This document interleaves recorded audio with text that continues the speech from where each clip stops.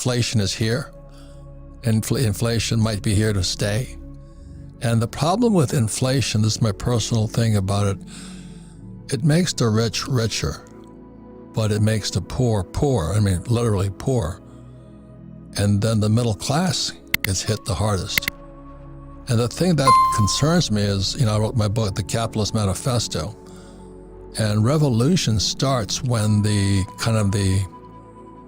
poor can't survive, because like when you go to the store and a piece of celery is $20, and today it's oil and all this. So the question today is, what do you do? How do you hedge against what's coming?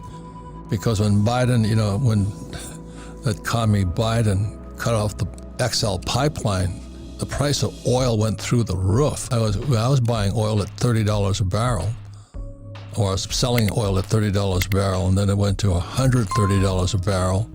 So I got really rich. But it wipes out everybody else. And that's why then Biden has the guts to blame Putin for it. I'm going, wait a minute, you're the guy that cut off the pipeline. And so, ladies and gentlemen, this is not a political show. We're not CNN, and we're definitely not Fox.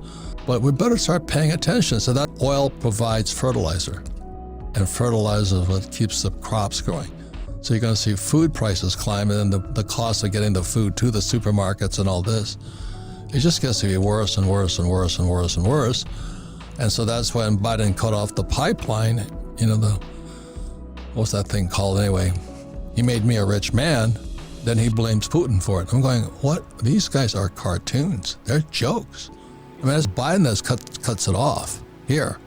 I mean, he's cutting our oil supply. I mean, I produce oil, so I'm not concerned at all, but he cut the production of America down.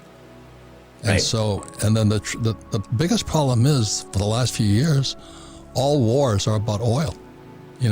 What happened to Pearl Harbor when not my relatives, thank God, but they bombed Pearl Harbor because Roosevelt cut off oil.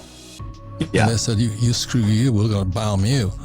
So I watch what's happening in the Ukraine, and then Biden goes to Saudi Arabia.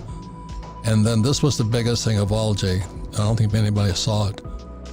Saudi Arabia agreed to sell China oil and trade in the yuan, the Chinese currency.